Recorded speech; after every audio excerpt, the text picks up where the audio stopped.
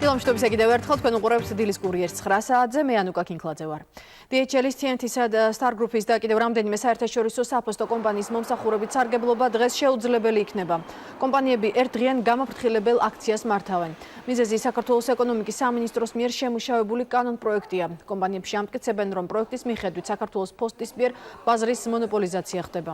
რამდენიმე საათის წინ თბილისში დაბრუნდნენ საქართველოში მოქმედი DHL-ისა და TNT-ის ხელმძღვანელები, ისინი კონსულტაციებისთვის ევროპაში სათა ოფისებში იმყოფებოდნენ.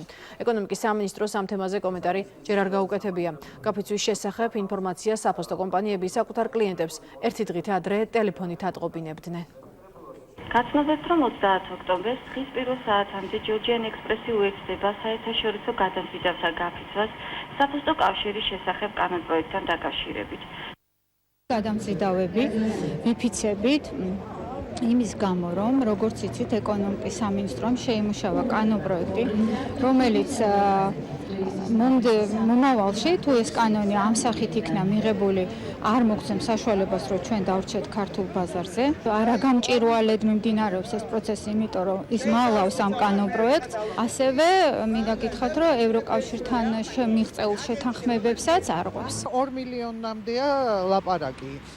ჩვენ ჩვეულებრივ საქართველოს გადამზიდავი კომპანიის ზარალი. წარმოიდგინეთ თქვენ და DHL, TNT, UPS, FedEx, ესეთი დიდი კომპანიები რომ გაჩერდება.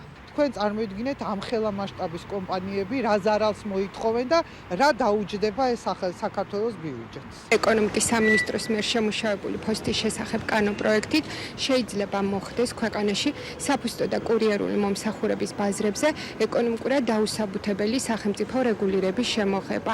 ამ კანონპროექტით გათვალისწინებული რეგულაციებით პრაქტიკულად მოხდება თავისუფალი და სამართლიანი კონკურენციის გამორიცხვა ამ ბაზრებზე და მხოლოდ ერთი კომპანიის ჩაყენება უპირატეს მდგომარეობაში, კერძოდ კანონპროექტით მოხდება კანონისმიერი მონოპოლიის დამკვიდრება. დღეს უნდა გახდეს ცნობილი რა